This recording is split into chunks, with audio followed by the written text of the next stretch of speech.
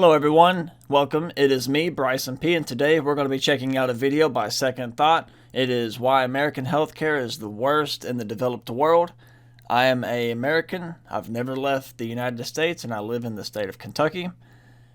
Not a whole lot really to say. I hope you had a good weekend. I'm posting this video on a Monday, so I had a pretty good weekend. I traveled and saw some family.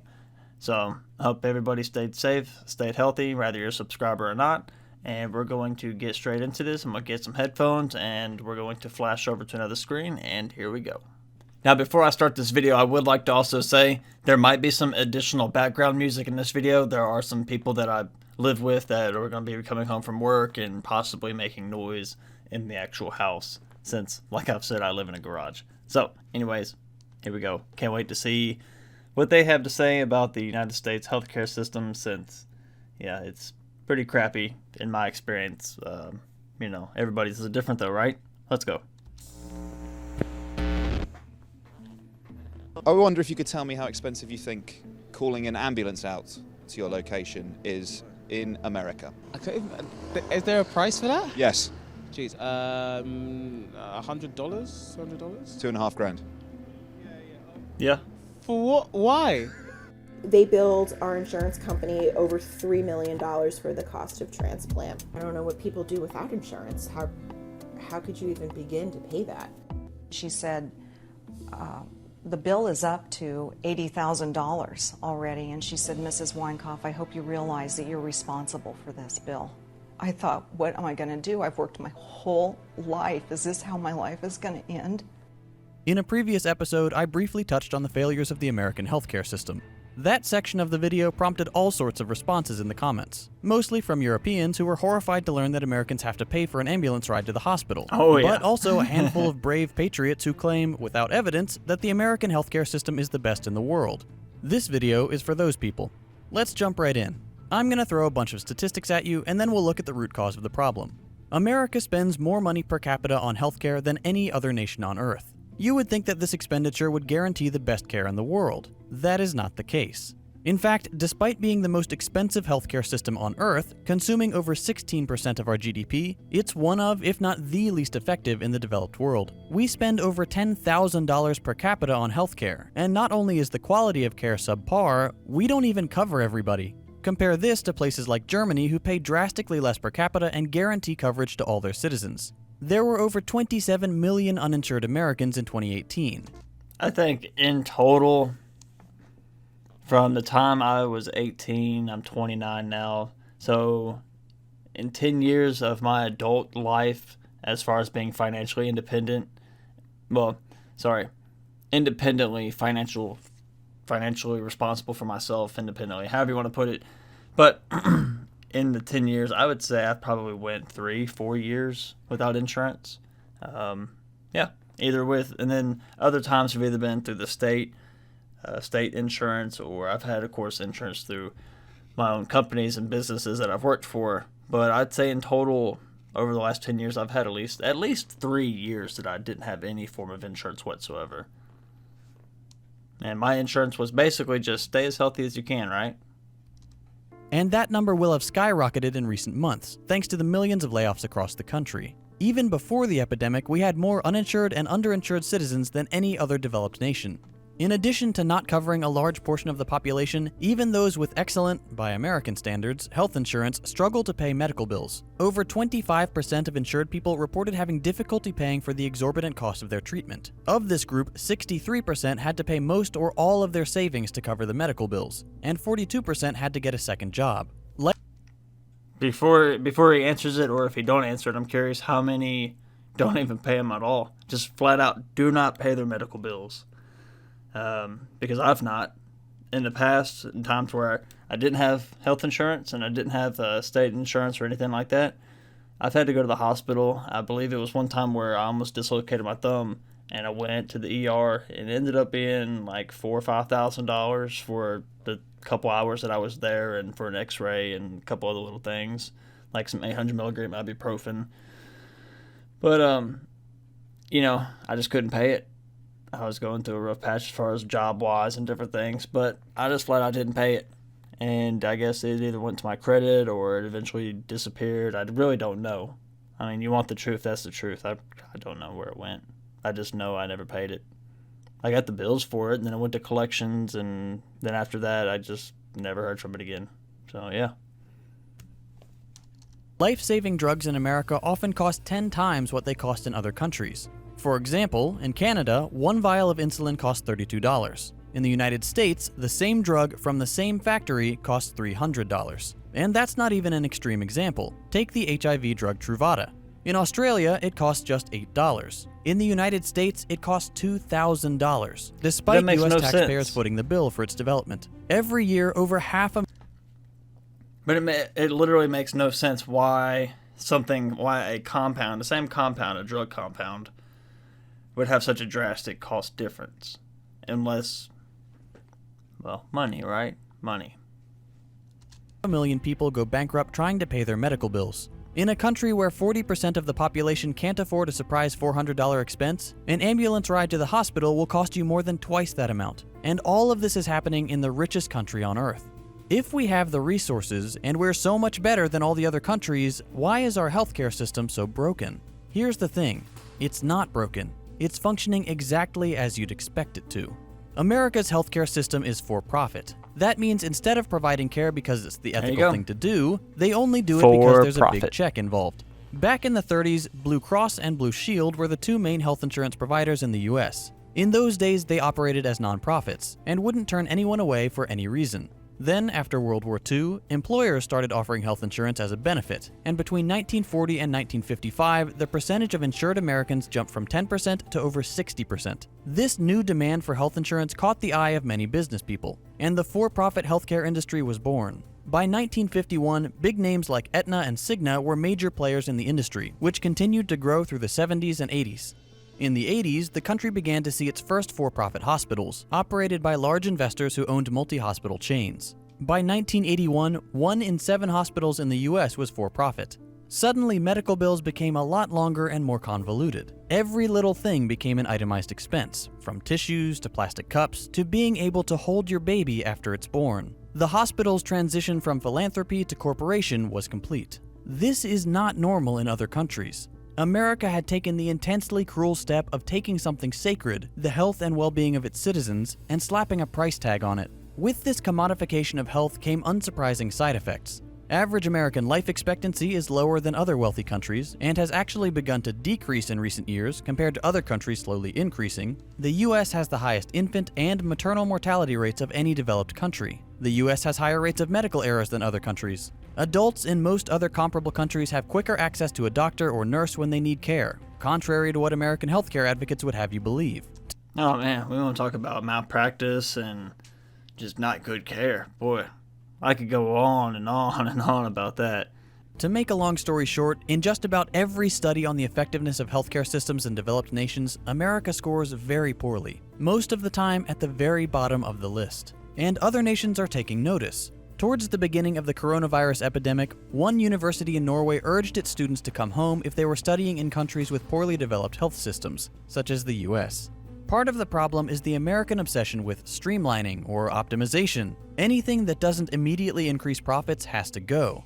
Take, for example, the practice of so-called just-in-time delivery of essential equipment such as ventilators. Instead of having an emergency stockpile, including personal protective equipment such as masks and gloves, these items are instead delivered only when the need arises. The idea is to reduce overhead, but in reality it leaves us totally unprepared and under-equipped for a national pandemic. That's why we see pictures of doctors and nurses wearing trash bags, because their hospitals haven't provided adequate protective equipment, and just to be safe, they're firing people who post those kinds of pictures. And that's true. So you got to think of it, again, these are for profit, right? Hang on one second, let me get an adjustment here. I want to get comfortable for this. So you're for profit. So you look at it as a business standpoint as I'm trying to make money. So if I'm in a community, let's take the one that I'm in a hospital I used to work at, you got a community of 30,000 people and you have a hospital that say can hold maximum 300, okay? Well, on a given average, you're only filling, 1/3 of that. So you got 1/3 filled, 1/3 that is completely open and at staff, and then you got 1/3 that's shut down to reduce, the amount of cost that your business is using to operate. Then you go to inventory, again, on a cost by cost basis. We average out X amount of gloves per year, so we need to project to buy this many gloves, and they're not projecting a global pandemic, right? So whenever this hits, we're so overwhelmed. That's how that for-profit part, even in the non-profit hospitals, they're non-profit. Well, they don't have the budget to keep stockpiles. They can only allocate so much because they only have so much money to work with. And then something like this happens, and now we're all scrambling for money. We're all scrambling for an allocation of stuff that is not really needed on a daily basis. And then all of a sudden we not only need it on a daily basis, but we need it on a mass scale. It causes a big issue, especially whenever you don't have the financial resources or just the capacity and everything else. So they shut down parts of the hospitals. They shut down, reduced staff and everything like that to maintain profits during the slow seasons, if you want to call it that, because we do have in the hospital, and they do have it what they call slow seasons and everything else. So enough rambling. Let's get back to it. To their credit, the CDC was planning to address the national shortage of ventilators, but the company to whom they had given the contract was bought out by a larger company, who canceled the project because it wasn't going to be profitable enough. And of course that larger company's name is Covidian, because the architects clearly put an intern in charge of our simulation. I could spend all day listing off instances of absurdly high medical bills, but at the end of the day, some people in America will still defend the practice of for-profit healthcare. Maybe the best way to get through to these people isn't to show them the bills, but to show them what people in other, saner countries think of the bills. So here you go. Ambulance call out, how much do you think that costs? Zero payment. Zero payment? Yeah, zero payment. No, because $2,500. For real? An inhaler. $100. Yeah, you're pretty close, it's a bit more. 120. 250 to 350. Hold on. For an inhaler. So two. All right, hang on. I was waiting for this one. I was hoping this one would come up. Okay, so I have asthma, right? I've had asthma since I was about 3 years old. And I've had, at my previous job, I had health insurance, full-blown. I had, health, dental, vision, everything like that. I had actually mentioned in this video, I had Blue Cross Blue Shield insurance. And for my inhaler, for the 3.5 years that I worked for this company, every couple months whenever I needed to get a refill, even though I had health insurance and I was paying monthly, and on every paycheck for my health insurance, even though I was paying that, I still was not covered. For whatever reason, my inhaler was not covered under insurance. And the particular inhaler that works best for me and for my condition, my asthma, was not a generic version available. So because it wasn't covered in insurance or anything like that, my option was either to get one that doesn't work very well for me and I have to use twice as much in order to get the same amount of relief, or pay $86 every single time out of pocket for that. I do actually, I think it was a little over $100, but I had GoodRx, which is like an app and coupon and all that you can use to get discount codes for prescriptions. So I think after that it was like $86. Fast forward a couple years, and I moved here to Kentucky, right? So I got new insurance. The insurance I got is through the state of Kentucky, because while I moved from Arkansas to here and getting a new job and whatnot, the state of Kentucky granted me temporary state insurance until I got my insurance through my company activated. So I went to go get an inhaler filled, and I had the doctor specifically because during this time of transition, they came out with a generic version of the inhaler that I've been using. So I figured since I've been paying $86, a generic version has came out, I'll finally now get the doctor to write a new prescription for the generic version. Got the generic version written, took it to the pharmacy to get the prescription filled, came back and they said that it was not covered by the state of Kentucky because it was the generic version, and they would only cover the actual name brand version.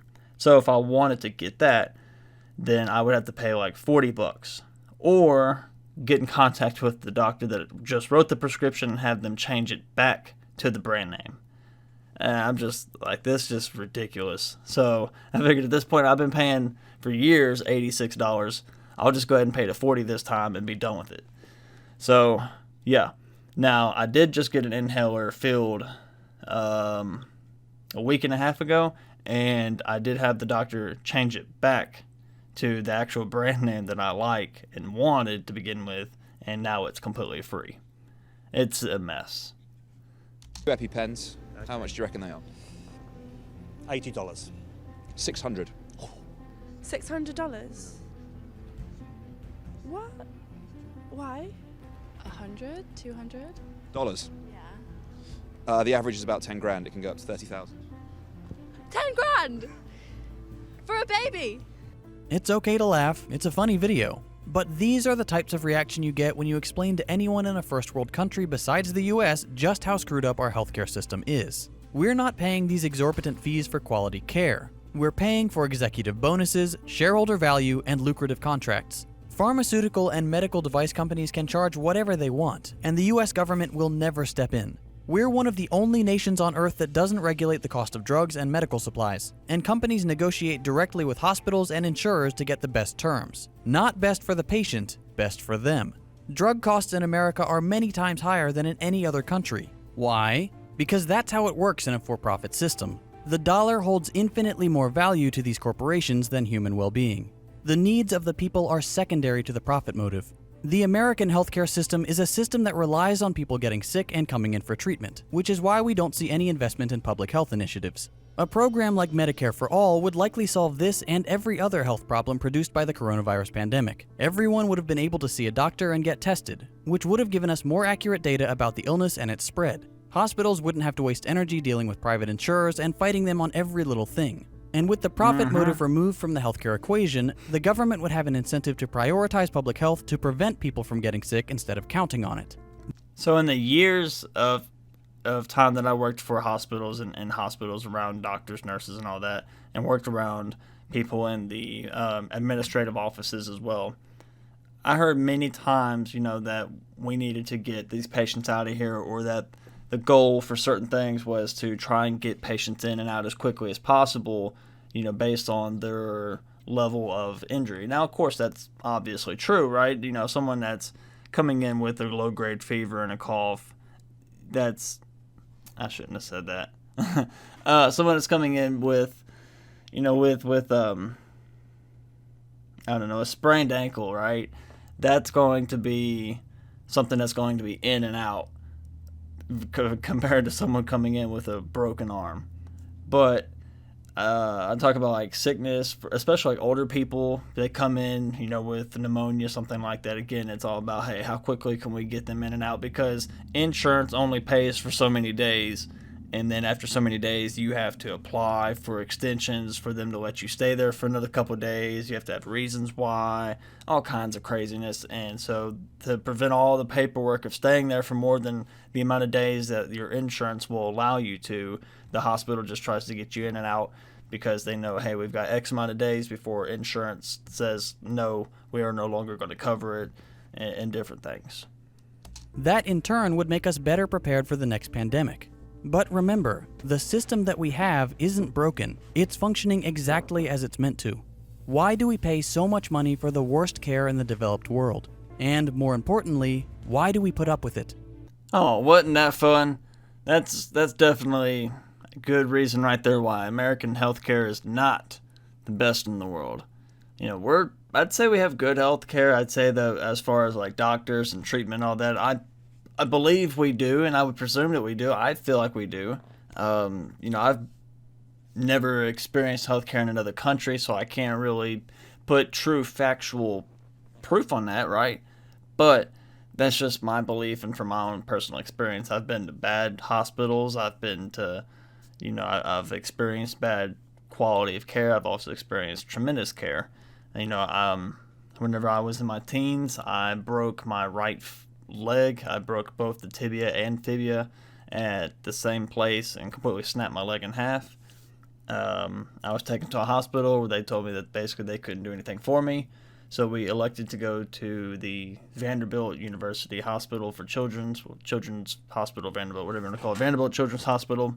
in Nashville, Tennessee, which they were able to do surgery and reset both the bones and reset my leg without having to do any type of incision, without having to put rods, screws, plates, anything like that in my leg. So they were able to completely reset it and put it all back together and let it heal naturally without ever actually breaking skin. So there are good hospitals, tremendous quality of care. I do believe after insurance and after everything was all said and done with, my parents ended up still paying somewhere around $18,000 when it was all said and done with for my leg being broke in the 6 months of everything.